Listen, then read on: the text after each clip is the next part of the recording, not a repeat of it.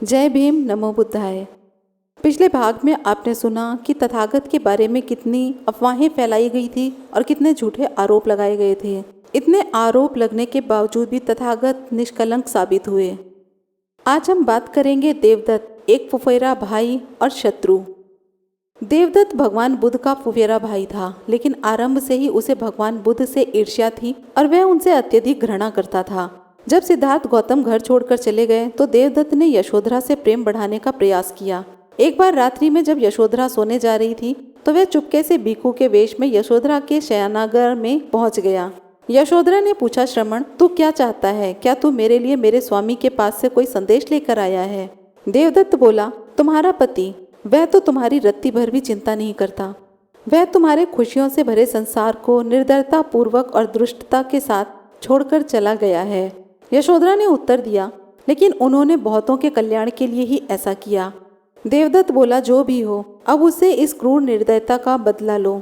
यशोधरा ने फटकारते हुए कहा, श्रमण, जुबान बंद कर, तेरी वाणी और विचार दूषित हैं। देवदत्त बोला, यशोधरा, क्या तूने मुझे पहचाना नहीं? मैं देवदत्त हूँ और मैं तुझसे प्रेम करता हूँ। यशोधरा ने उत्तर दिया, देवदत्त, मैं तुझे झूठा और दुष्ट समझती थी, लेकिन मैंने ये कभी नहीं सोचा था कि तू कोई अच्छा श्रमण बन सकेगा। लेकिन मुझे पता नहीं था कि तू इतना नीच प्रवृत्ति का है। देवदत्त ने सफाई देते हुए कहा, यशोधरा, मैं तुझसे प्रेम करता हूँ। तेरे पति के मन में तेरे लिए अपमान के अतिरिक्त और कुछ भी नहीं है। वह तेरे प्रति निर्दयी रहा है। तू मुझसे प्रेम कर और उससे बदला ले।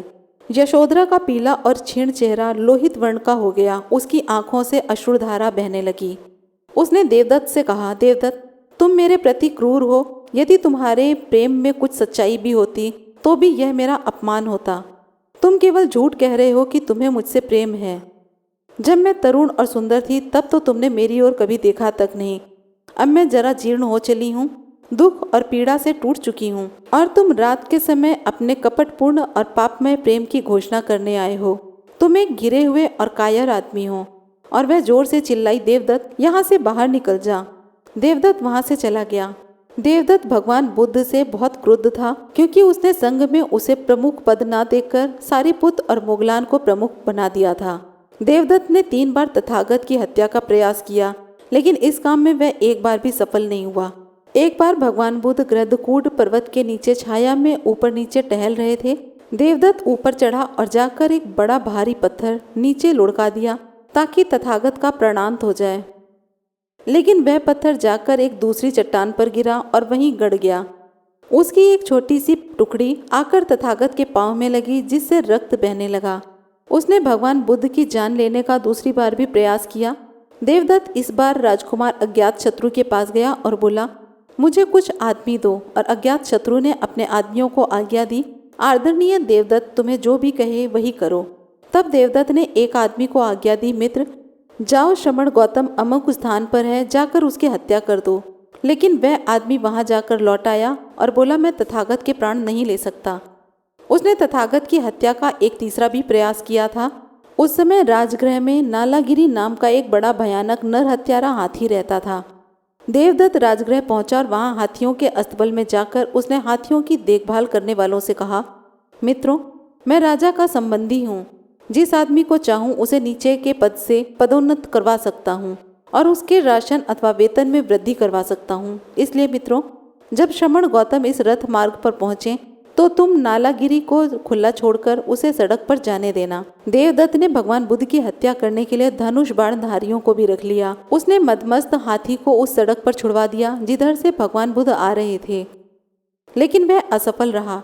जब लोगों को उसके इन दुष्ट प्रयासों की जानकारी हुई तो जनता ने उनको दान देना बंद कर दिया और राजा अज्ञात शत्रु ने भी उनसे मिलना जुलना बंद कर दिया। अब जीवित रहने के लिए उसे घर घर से भीख मांगनी पड़ती थी। अज्ञात शत्रु से देवदत्त की बहुत सहायता प्राप्त होती थी, जिसे वह सुरक्षित नहीं रख पाया। नालागिरी की घटना के बाद देवदत्त का रहा सहा प्रभाव भी समाप्त हो गया। अपने दुष्कर्मों से देवदत्त मगध में बहुत बदनाम हो गया और वह यह सोचकर कौशल जनपद में पहुंचा कि कौशलराज प्रसेनदि उसका स्नेहपूर्वक स्वागत करेगा। लेकिन राजा प्रसेनदि ने भी उसे घृणा की दृष्टि से देखा और वहां से भगा दिया। अब बात करेंगे ब्राह्मण तथा भगवान बुद्ध के बारे में। बुद्ध को पानी पिलाने पर दासी कन्या की हत्या। एक बार जब भगवान बुद्ध बहुत से भिक्षुओं के साथ कोसल जनपद में चारिका कर रहे थे, वह थोड़ नाम के एक ब्राह्मण गांव में पहुंचे। थोड़ के ब्राह्मण गृहपतियों ने समाचार सुना, श्रमण गौतम हमारे गांव के मैदान में आ पहुंचे हैं। वे ब्राह्मण गृहपति अश्रद्धालु थे, मिथ्या दृष्टि रखते थे और स्वभाव से सभी लोभी थे। उन्होंने सोचा, यदि श्रमण गौतम गांव में आ गया और यहाँ 2-3 दिन ठहर गया तो वह सभी लोगों को अपना उपासक बना लेगा। तब ब्राह्मण धर्म के लिए कोई सहारा नहीं रहेगा, इसलिए हमें उसका गांव में प्रवेश रोक देना चाहिए। गांव तक पहुंचने के लिए एक नदी पार करनी पड़ती थी। तथागत का गांव में प्रवेश रोकने के लिए ब्राह्मणों ने नदी पार करने के सभी पत्तनों से नौकाएं हटा दी और पुल तथा पहुंचने के मार्ग को बेकार करके उपयोग करने योग्य नहीं छोड़ा। उन्होंने एक कुएं के अतिरिक्त शेष सभी कुओं को घास फूस आदि से भर दिया और पानी पीने के स्थान, विश्राम गृहों और आश्रम आदि को छिपा दिया। भगवान बुद्ध ने उनकी करतूतों की कहानी सुनी, तब भी उन पर करुणा करके अपने भिक्षुओं सहित उन्होंने नदी पार की। चलते चलते वे थोड़ नामक ब्राह्मण ग्राम में ठीक समय पर जा पहुंचे। सड़क छोड़कर वे एक वृक्ष के नीचे जा बैठे। उस समय पानी के लिए बहुत सी स्त्रियां भगवान बुद्ध के पास से गुजर रही थी। उस गांव में एक निर्णय लिया गया था, यदि श्रमण गौतम इस गांव में आ गया तो उसका किसी प्रकार का कोई भी स्वागत नहीं किया जाएगा। यदि वह किसी के घर पहुंचे तो न उसे और न ही उसके भिक्षुओं को ही किसी प्रकार का अन्न और जल दिया जाए।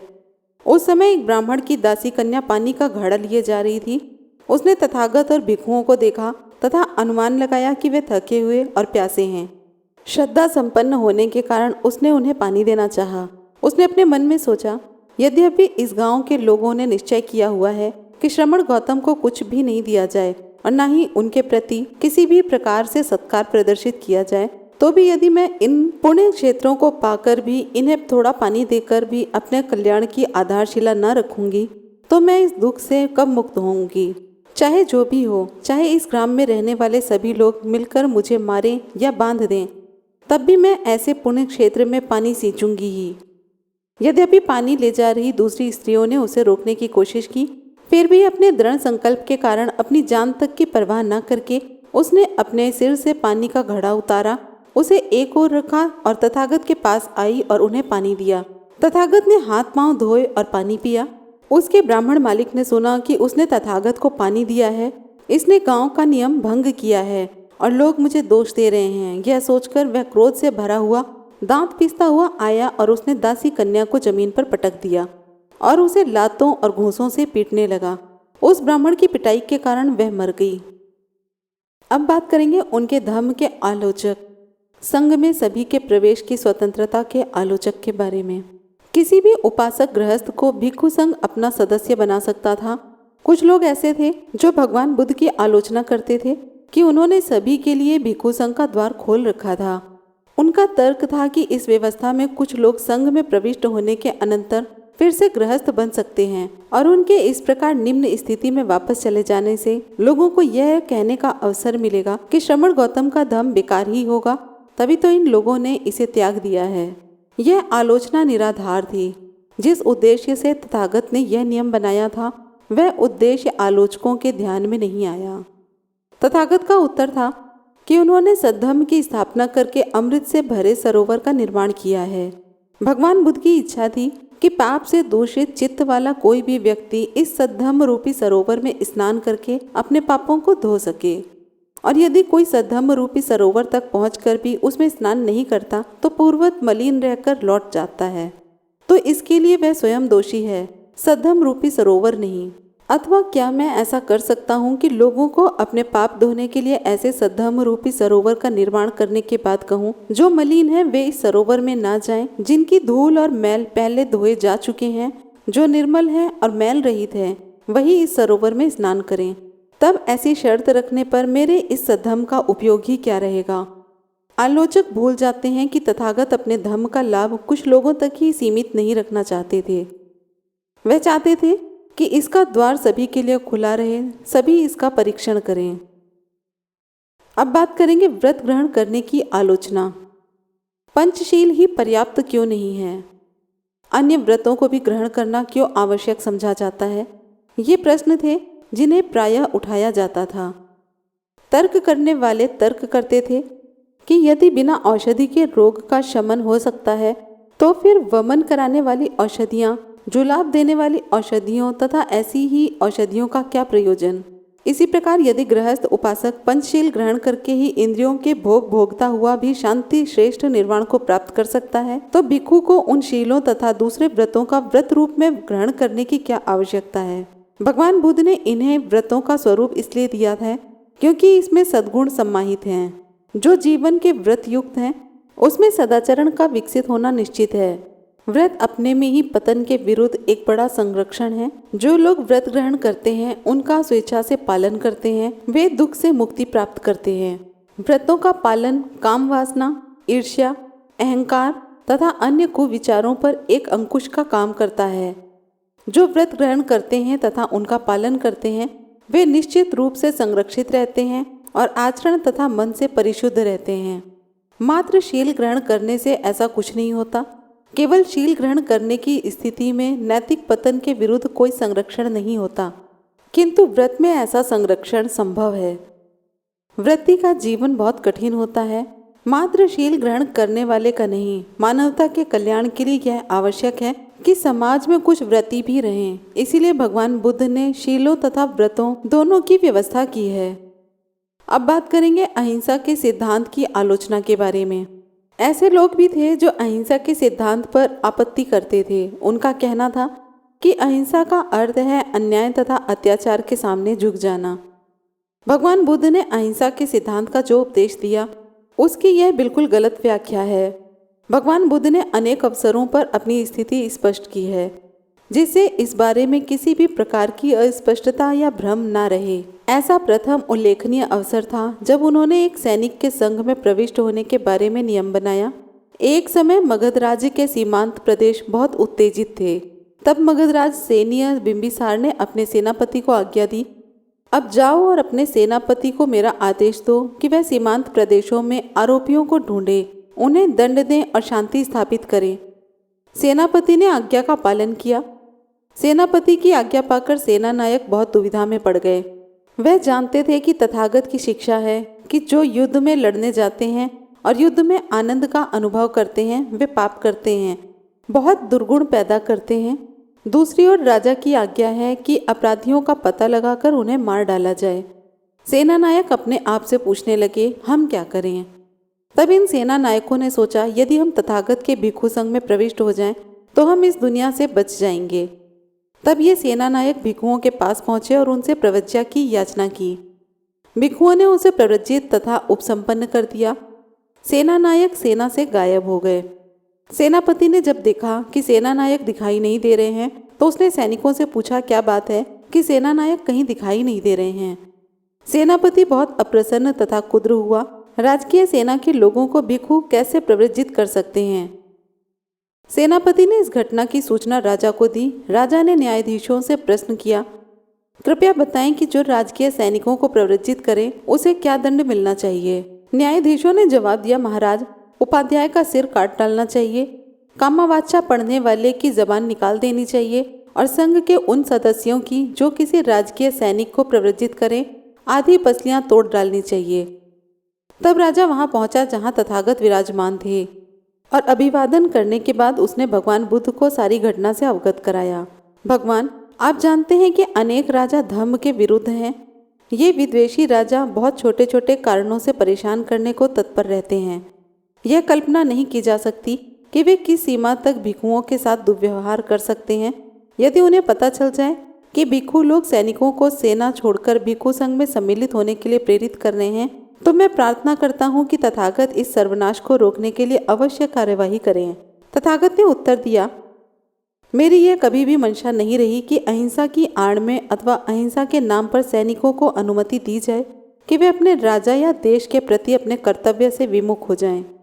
तदनुसार भगवान बुद्ध ने राजकीय सैनिकों के संघ में प्रवेश होने के विरुद्ध एक नियम बना दिया और इसकी घोषणा कर दी, भिक्षुओं, किसी राजकीय सैनिक को प्रव्रज्या न दी जाए। यदि कोई ऐसे सैनिक को प्रव्रज्या देगा तो वह दुष्कृत अपराध का दोषी होगा। एक दूसरे अवसर पर भी श्रमण महावीर के अनुयायी सिंह सेनापति ने भी अहिंसा के विषय में तथागत से वार्ता की थी। सिंह ने पूछा था, तथागत के सिद्धांत के बारे में अभी भी मेरे मन में एक संदेह शेष है। क्या तथागत इस संदेह को दूर करेंगे? ताकि मैं धर्म को वैसे ही समझ सकूं जैसे तथागत उपदेश देते हैं।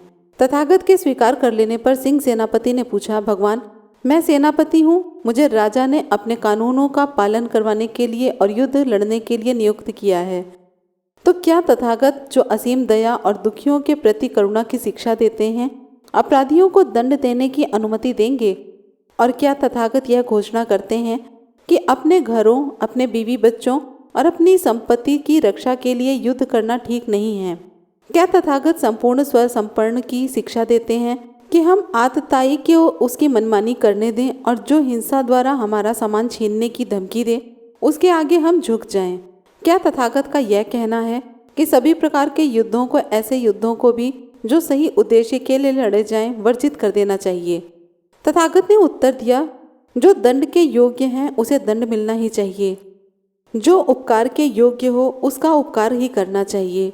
साथ ही किसी भी प्राणी को कष्ट नहीं दिया जाना चाहिए, बल्कि उसके साथ प्रेम और दया का बर्ताव किया जाना चाहिए। ये निषेधादेश परस्पर विरोधी नहीं है, क्योंकि जिसने अपराध किया है उसे दंडित किया ही जाना चाहिए। वह न्यायाधीश के द्वेष के कारण ही नहीं, बल्कि अपने ही अकुशल कर्म के परिणाम स्वरूप ही कष्ट भोगता है। न्यायाधीश द्वारा दिया गया दंड उसके अपने कर्म का फल है। न्यायाधीश जब दंड देता है तो उसके मन में किसी भी प्रकार की घृणा की भावना नहीं होनी चाहिए, और एक हत्यारे को भी जब फांसी की सजा दी जाए तो उसे ऐसा महसूस होना चाहिए कि यह उसके अपने कर्मों का फल है। जब वह समझेगा कि दंड उसके अंतर्मन को शुद्ध बनाएगा, तो कोई भी दंडित व्यक्ति अपने पर किए गए पर विलाप नहीं करेगा, बल्कि ऐसा होने पर वह प्रसन्न होगा। इन बातों को अच्छी तरह विचार करने से यह बात स्पष्ट हो जानी चाहिए कि भगवान बुद्ध की देशना में अहिंसा आधारभूत है, किंतु वह निरपेक्ष नहीं है। उन्होंने सिखाया कि बुराई को भलाई से जीतना चाहिए, लेकिन उन्होंने यह कभी नहीं सिखाया कि बुराई द्वारा भलाई को पराजित होने देना चाहिए। वह अहिंसा के समर्थक थे और उन्होंने हिंसा की निंदा की, लेकिन उन्होंने इस बात से कहीं इनकार नहीं किया है कि बुराई द्वारा नष्ट की जा रही भलाई की रक्षा के लिए आखिरी हथियार के रूप में हिंसा का प्रयोग न किया जाए। इस प्रकार ऐसा नहीं है कि भगवान बुद्ध ने किसी खतरनाक सिद्धांत का प्रतिपादन किया है। आलोचक ही उसके महत्व और क्षेत्र को ठीक प्रकार से समझ पाने में असफल रहे हैं। अब बात करेंगे शील का उपदेश देकर अंधकार उत्पन्न करने का आरोप। दुख निराशा का कारण।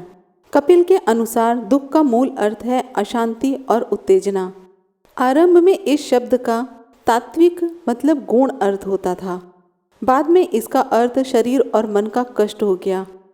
दोनों अर्थ एक दूसरे से बहुत अलग नहीं थे, दोनों बहुत निकट थे। अशांति से ही शरीर तथा मन के कष्ट उत्पन्न होते हैं। शीघ्र ही इसका अर्थ सामाजिक तथा आर्थिक कारणों से होने वाला शारीरिक और मानसिक कष्ट हो गया।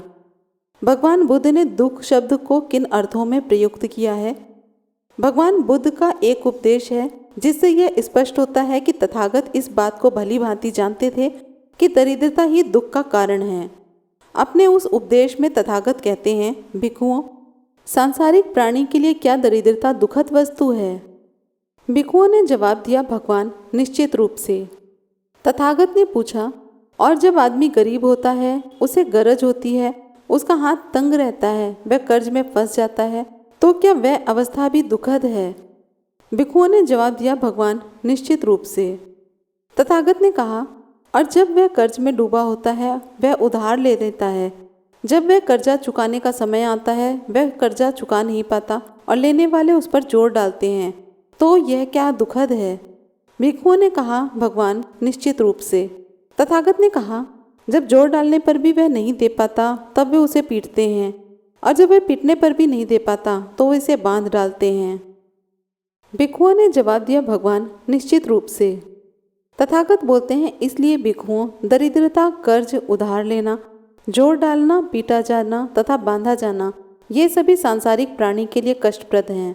संसार में दरिद्रता और ऋण दुखद हैं। इससे स्पष्ट होता है कि भगवान बुद्ध की दुख की कल्पना भौतिक भी है। अब बात करेंगे, क्या अनित्यता ही निराशा का कारण है?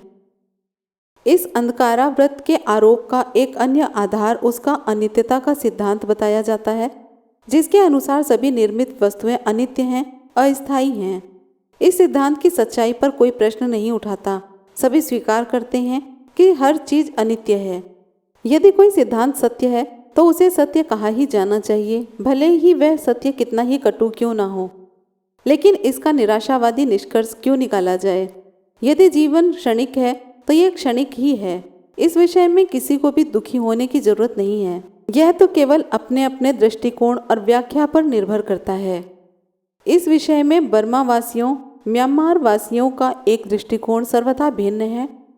किसी परिवार में मृत्यु की घटना को बर्मा के लोग एक उत्सव के रूप में ऐसे मनाते हैं जैसे यह कोई खुशी का अवसर हो। जिस दिन किसी की मृत्यु होती है उस दिन गृहस्थ सभी परिचितों को एक भोज देता है और लोग शव को नाचते गाते हुए शमशान भूमि तक ले जाते हैं। कोई इस बारे में नहीं सोचता क्योंकि मृत्यु को तो आना ही था। यदि अनित्यता का सिद्धांत निराशाजनक है तो केवल इसलिए है कि नित्यता को सत्य मान लिया गया, यद्यपि ऐसा मानना भ्रामक और झूठा है। इसलिए बुद्ध की देशना पर अंधकार फैलाने का आरोप नहीं लगाया जा सकता। बात करते हैं, क्या बुद्ध धर्म निराशावादी है? भगवान बुद्ध के धर्म पर निराशावादी होने का आरोप लगाया गया है। इस आरोप का कारण प्रथम आर्य सत्य है जो बताता है कि संसार में दुख, बुढ़ापा, रोग, मृत्यु है। यह सचमुच आश्चर्य की बात है कि दुख का उल्लेख मात्र ऐसे आरोप का कारण बन गया। कार्ल मार्क्स ने भी यही कहा है कि संसार में शोषण है, अमीर और अधिक अमीर बनाए जा रहे हैं तथा गरीब और अधिक गरीब। लेकिन तब भी किसी ने ये नहीं कहा कि कार्ल मार्क्स का सिद्धांत निराशावादी सिद्धांत है। तब बुद्ध के सिद्धांत के संबंध में एक अलग दृष्टिकोण क्यों अपनाया जाए? ऐसा शायद इसलिए है क्योंकि बुद्ध ने अपने प्रथम उपदेश में यह कहा है कि जन्म दुख है, जरा दुख है और मरण दुख है, और इसी कारण बुद्ध धर्म को कुछ गहरा निराशावादी रंग दे दिया गया है।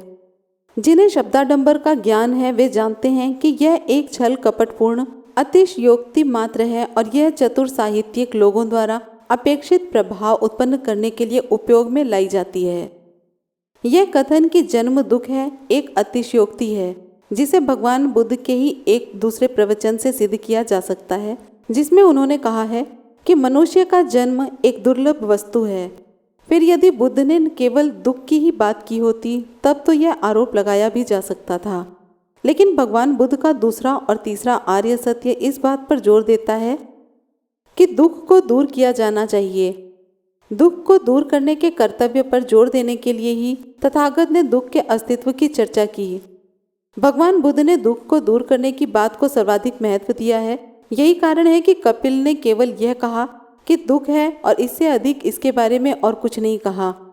तो सिद्धार्थ असंतुष्ट हो गए और उन्होंने आलार कलाम का आश्रम छोड़ दिया। तब ऐसा धम्म निराशावादी धम्म कैसे कहा जा सकता है? निश्चय से ही शास्त्रा दुख को दूर करने के लिए इतने उत्सुक थे, उस पर निराशावादी होने का आरोप नहीं लगाया जा सकता।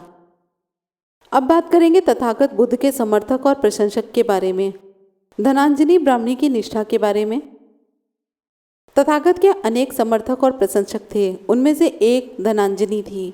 वह भारद्वाज ब्राह्मण की पत्नी थी। उसका पति तथागत से घृणा करता था, लेकिन धनांजनी तो भगवान बुद्ध की निष्ठावान उपासिका थी। उसकी निष्ठा का उल्लेख करने योग्य है। एक बार भगवान बुद्ध राजगृह के समीप वेलुवन में विहार के कलंद कनिवाप नामक स्थान पर ठहरे हुए थे। उस समय भारद्वाज परिवार के एक ब्राह्मण की पत्नी धनांजनी अपने पति के साथ राजगृह में रहती थी। पति तथागत का घोर विरोधी था, लेकिन धनांजनी बुद्ध धर्म और संघ के प्रति भक्ति में श्रद्धा रखती थी। त्रिरत्न की स्तुति करना उसका स्वभाव बन गया था। जब कभी वह इस प्रकार स्तुति में बोलती तो उसका पति कान बंद कर लेता था। एक बार बहुत से साथी ब्राह्मणों को प्रीति भोज देने की पूर्व संध्या पर उसने ब्राह्मणी से प्रार्थना की कि वह और कुछ भी करे, किंतु बुद्ध की स्तुति करके वह उसके अतिथियों को अप्रसन्न न करे। धनांजनी ऐसा कोई वचन देने के लिए तैयार नहीं थी। उसके पति ने उसे धमकाया कि अपनी तलवार से केले को काट डालने की तरह ही वह उसके टुकड़े टुकड़े कर देगा। धनांजनी ने कहा कि वह हर कष्ट सहन करने के लिए तैयार थी। इस प्रकार उसने अपनी वाणी की स्वतंत्रता को सुरक्षित रखा और उसने भगवान बुद्ध की स्तुति में 500 गाथाएं कह सुनाई, ताकि ब्राह्मण बिना शर्त स्वयं का समर्पण कर दे। भोजन पात्र तथा सुनहरे चम्मच रख दिए गए। अतिथि भोजन करने बैठे। अतिथियों को भोजन कराते समय ही उसकी बलवती भावना ने जोर मारा। वह बीच में ही वेलुवन की ओर घूमकर खड़ी हो गई और उसने त्रिरत्न की स्तुति की। विक्षुब्ध अतिथिगण उठ खड़े हुए। एक विधर्मी की उपस्थिति से अपवित्र हुए भोजन को थूकते हुए वे तेजी से वहां से चल दिए। ब्राह्मण पति ने चौपट हो गई दावत के मध्य पत्नी को बहुत डांटा। उसने फिर भारद्वाज ब्राह्मण को रात्रि का भोजन कराते समय उसके समक्ष त्रिरत्न की स्तुति की। अहर्त सम्यक संबुद्ध को नमस्कार है, धम्म को नमस्कार है, संघ को नमस्कार है। उसके ऐसा कहने पर भारद्वाज ब्राह्मण बहुत क्रोधित हुआ और चिल्लाया, नीच कहीं की, हर समय उसी सिर मुंडे की गीत गाती रहती है। ओ नीच, मैं तेरे गुरु को जाकर अभी सबक सिखाता हूँ। धनांजनी ने उत्तर दिया, हे ब्राह्मण, मैं लोक के देवताओं मार श्रमण ब्राह्मण देव या मनुष्यों में से किसी एक को भी ऐसा नहीं पाती जो उस श्रेष्ठतम अहर्त सम्यक संबुद्ध की भर्त्सना कर सके। लेकिन ब्राह्मण, तुम उनके पास जाओ, तभी तुम्हें पता चलेगा। तब वे नाराज और अप्रसन्न ब्राह्मण तथागत की खोज में निकला। जहाँ तथागत ठहरे थे वहां पहुंचकर उसने मित्रता और शिष्टाचार के साथ उनका अभिवादन किया और कुशलक्षेम पूछकर एक ओर जा बैठा। इस प्रकार बैठे हुए ब्राह्मण ने तथागत से ये प्रश्न पूछे, सुखपूर्वक रहने के लिए हमें किसकी हत्या करनी चाहिए और रोना न पड़े इसके लिए हमें किसकी हत्या करनी चाहिए? गौतम, वह सर्वोपरि क्या है जिसकी हत्या का तुम सबसे अधिक समर्थन करते हो? तथागत ने उत्तर दिया, सुखपूर्वक रहने के लिए क्रोध की हत्या करनी चाहिए और रोना न पड़े इसके लिए क्रोध की हत्या करनी चाहिए। हे ब्राह्मण, क्रोध की, जिसका मूल विषैला है, जिसका शिखर उत्तेजनापूर्ण है और जिसमें हत्या माधुर्य है, श्रेष्ठ जनों ने इसी प्रकार की हत्या की प्रशंसा की है। यदि भविष्य में और रोना पीटना न हो तो क्रोध की हत्या कर देनी चाहिए। भगवान बुद्ध के उत्तर की श्रेष्ठता को समझकर भारद्वाज ब्राह्मण बोला, भगवान, अद्भुत हैं आप। जैसे कोई आदमी किसी गिरी हुई वस्तु को उठाकर रख दे अथवा छुपे हुए को प्रकट कर दे अथवा मार्ग से भटकते हुए को ठीक रास्ता दिखा दे, अंधेरे में प्रदीप प्रज्वलित कर दे ताकि आंख वाले बाहर की चीजें देख सकें, इसी प्रकार भगवान बुद्ध ने नाना प्रकार से अपने सद्धम्म मुझ पर प्रकट कर दिया है।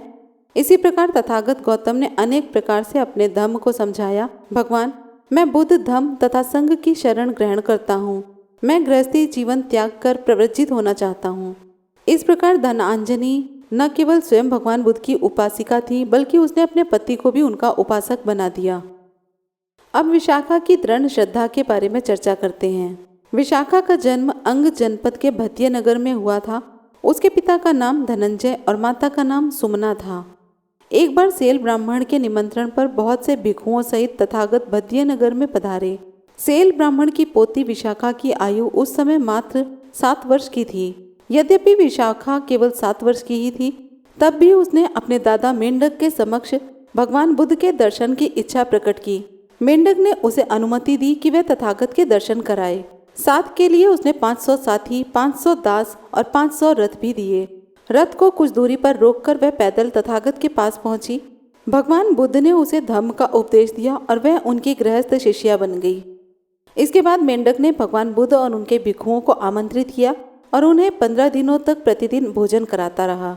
बाद में जब प्रसेनदी के कहने पर बिंबिसार ने धनंजय को कोसल जनपद में रहने के लिए भेज दिया तो विशाखा भी अपने माता पिता के साथ चली गई और साकेत में रहने लगी। सावथी का एक धनी सेठ था, मिकार, जो अपने पुत्र पुण्यवर्धन का विवाह करना चाहता था। उसने कुछ लोगों को योग्य वधू खोजने के लिए भेज रखा था। वधू की खोज करने वाली मंडली घूमते घूमते साकेत के घर जा पहुंची। उन्होंने किसी त्योहार के दिन विशाखा को स्नान के लिए सरोवर की ओर जाते हुए मार्ग में देखा। उसी समय जोर से वर्षा होने लगी। विशाखा की सखियां आश्रय के लिए दौड़ पड़ी, लेकिन विशाखा नहीं भागी। वह अपनी सामान्य चाल से चलती हुई उस स्थान पर जा पहुंची जहां मिगार के दूत खड़े थे। उन्होंने उससे पूछा कि वह अपने कपड़े बचाने के लिए अथवा आश्रय हेतु क्यों नहीं दौड़ी। उसने उत्तर दिया कि उसके पास कपड़ों की कमी तो है नहीं, किंतु दौड़ने से फिसल कर गिर जाने पर यदि अंग भंग हो जाता तो उसकी जगह दूसरा लग पाना संभव नहीं था। अविवाहित लड़कियां उस सामान की तरह हैं जो बिकने की प्रतीक्षा में हो। उनकी सूरत का बिगड़ जाना ठीक नहीं। उसके सौंदर्य से पहले ही प्रभावित हो चुकी वह मंडली उसकी बुद्धि से और भी प्रभावित हुई। दूतों ने उसे एक पुष्प गुच्छ भेंट किया, जिसे विवाह के प्रस्ताव के रूप में उसने स्वीकार किया। विशाखा के घर लौटने पर दूत भी उसके पीछे पीछे घर आ गए। उन्होंने पुण्यवर्धन का विवाह का प्रस्ताव विशाखा के पिता धनंजय के सामने रखा। प्रस्ताव स्वीकृत हुआ तो पत्रों के आदान प्रदान द्वारा उनकी पुष्टि हुई। जब राजा प्रसेनदी ने सुना तो उसका सम्मान के प्रतीक के रूप में पुण्यवर्धन के साथ साकेत जाने का प्रस्ताव रखा। यह असाधारण सम्मान की बात थी। धनंजय ने राजा और उसके राजाधिकारियों, मिगार, पुण्यवर्धन तथा सब बारातियों का बहुत ही उत्तम तरीके से आदर सत्कार किया और आतिथ्य सत्कार की स्वयं देखभाल की। वधू के गहने बनाने के लिए 500 सुनार नियुक्त किए गए। धनंजय ने अपनी लड़की के दहेज में धन से भरी 500 गाड़ियाँ, सोने से भरी 500 गाड़ियाँ तथा गाय बैल आदि दिए। जब विशाखा की विदाई का समय आ गया तो धनंजय ने उसे 10 शिक्षाएं दी, जिन्हें मगार ने भी साथ के कमरे में सुन लिया। ये 10 शिक्षाएं थी। घर की आग बाहर नहीं जाने देना, बाहर की आग घर में नहीं आने देना, उन्हें ही देना जो बदले में दें, जो बदले में ना दें उन्हें नहीं देना, जो दें उसे देना, जो नहीं दें उसे नहीं देना, जो नहीं दें उसे नहीं देना, प्रसन्नतापूर्वक बैठना, प्रसन्नतापूर्वक खाना पीना, आग को संभालना, कुल देवताओं का सम्मान करना। दूसरे दिन धनंजय ने 8 कुशल पुरुषों को अपनी लड़की के गुण दोषों के विवेचन के लिए नियुक्त किया और उनको दायित्व सौंपा कि यदि विशाखा पर कोई आरोप लगाया जाए तो उसकी जांच करें। मिगार चाहता था कि उसकी पुत्रवधि को सावथी की जनता देखे। विशाखा ने रथ में खड़े हुए सावथी में प्रवेश किया। सड़क के दोनों ओर जनता खड़ी थी। जनता ने उस पर से उपहार न्यौछावर किए, किंतु वे सभी उपहार उसने लोगों में बांट दिए। मिगार निगंठों का उपासक था। विशाखा के घर पर आने के तुरंत बाद उन्हें तुरंत बुला भेजा।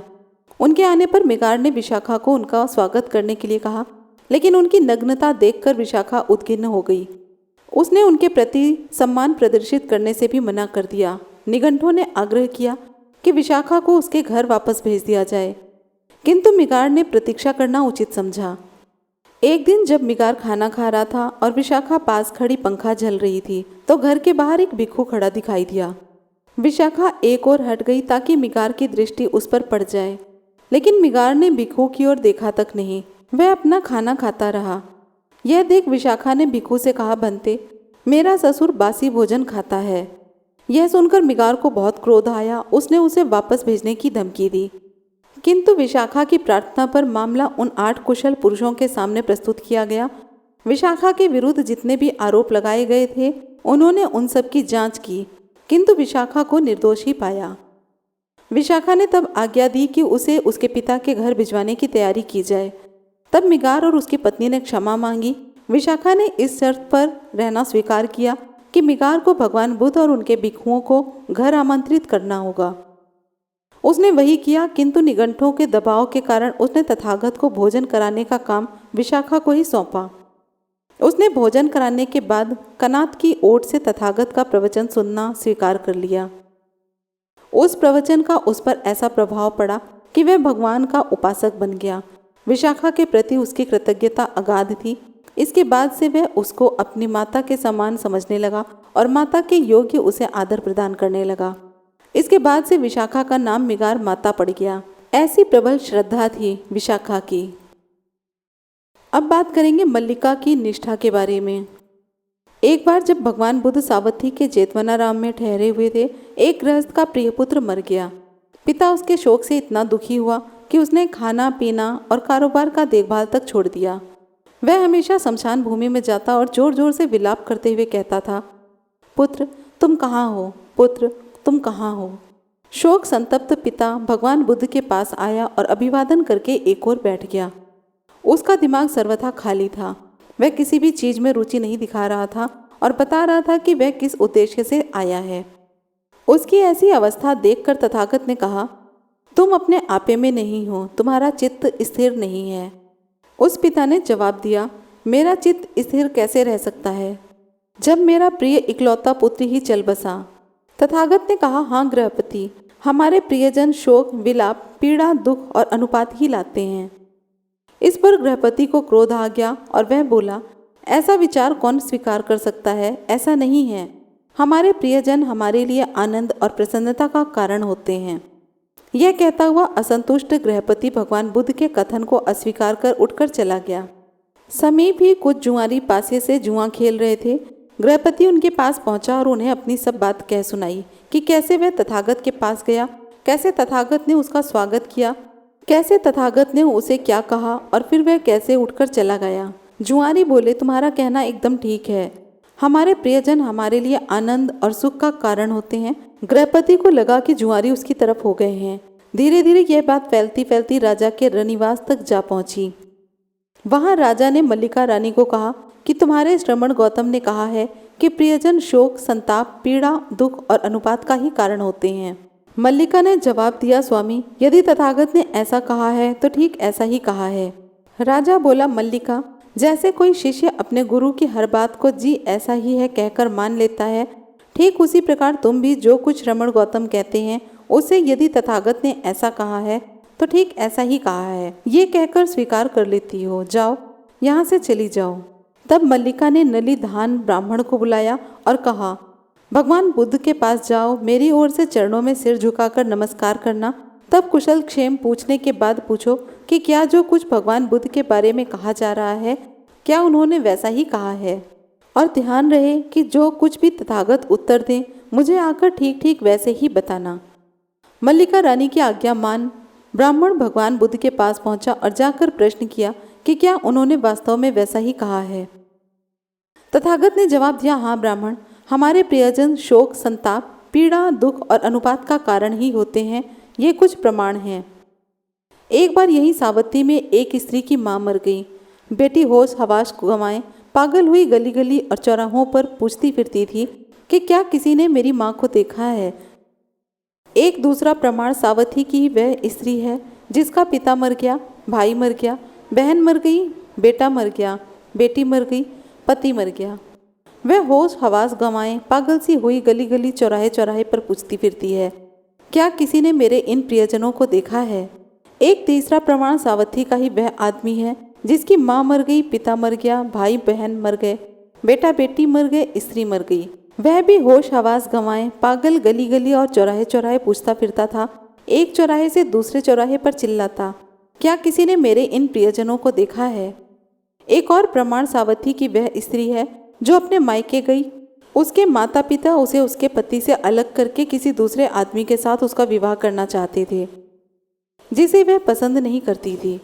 उसने अपने पति को यह बात बता दी थी। इस पर उसके पति ने उसके 2 टुकड़े कर दिए और उसके बाद स्वयं को भी मार लिया ताकि उन दोनों का मरण साथ साथ हो जाए।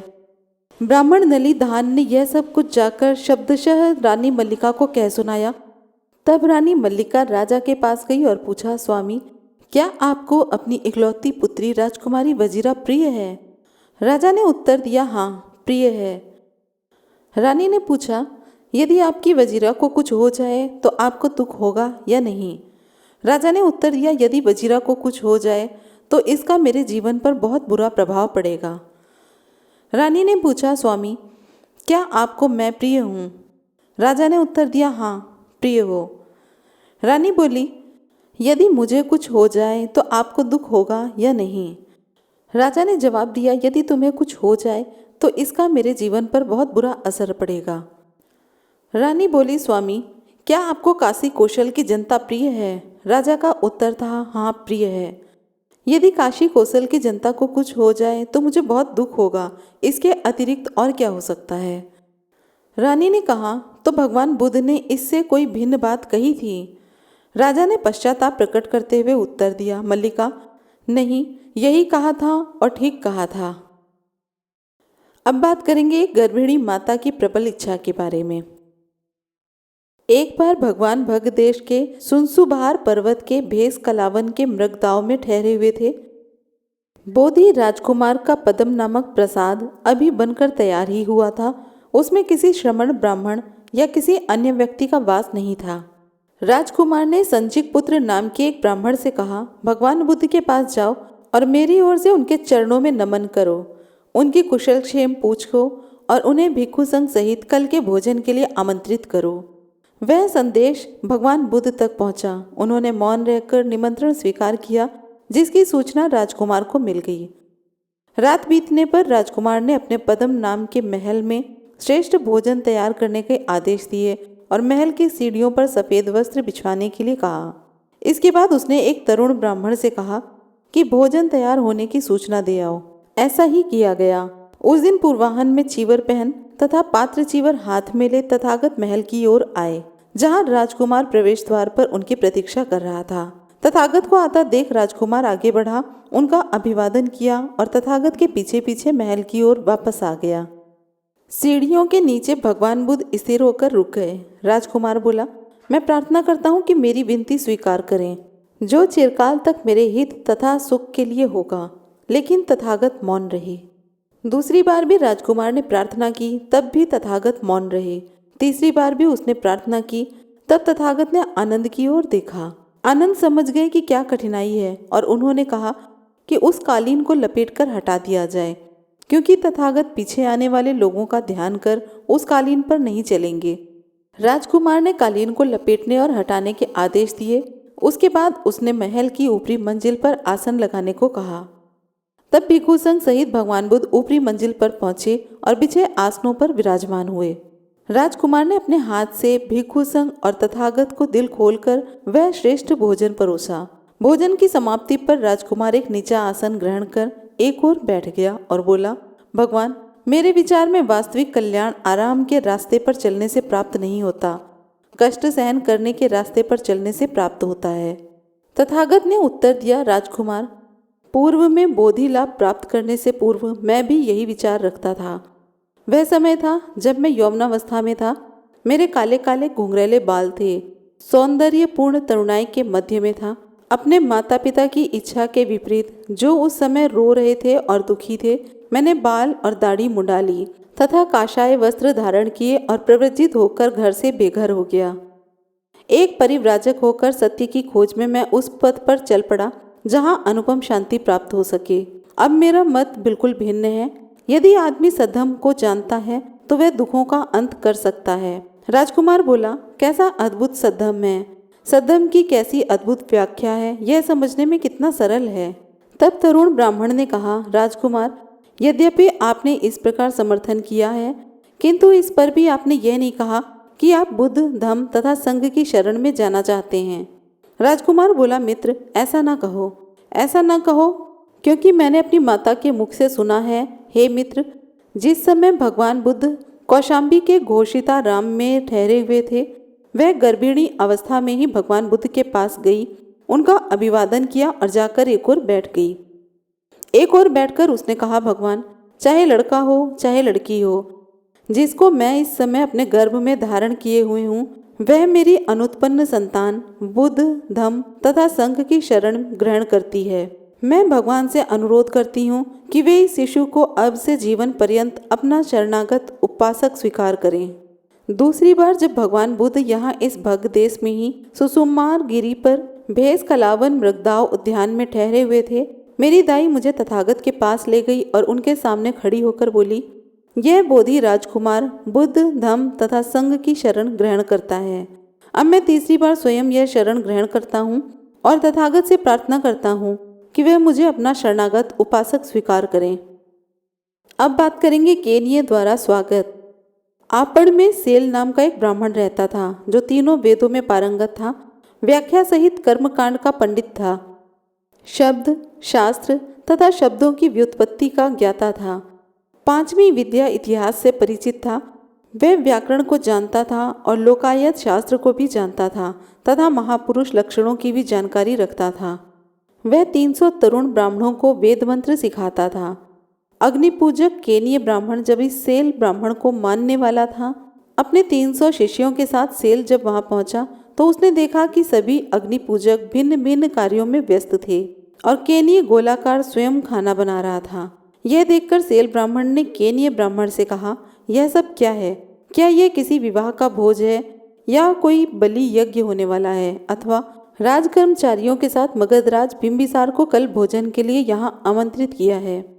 केनिय ब्राह्मण ने जवाब दिया, सेल, यह किसी का विवाह भोज नहीं है और न ही मगधराज बिंबिसार राजकर्मचारियों सहित आ रहा है, लेकिन मैंने एक बहुत बड़ा यज्ञ रचा है। श्रमण गौतम 1250 भिक्षुओं के साथ चारिका करते आपड़ में पधारे हैं। प्राप्त सूचना के अनुसार श्रमण गौतम की बहुत कीर्ति फैली हुई है और वे अहर्थ हैं, सम्यक संबुद्ध हैं। ये वही हैं जिन्हें मैंने भिक्षु संघ सहित यहाँ कल के भोजन के लिए आमंत्रित किया है।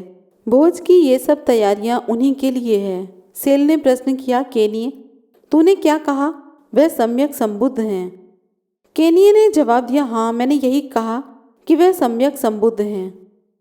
अब बात करेंगे कौशलराज प्रसेनदी द्वारा तथागत की स्तुति।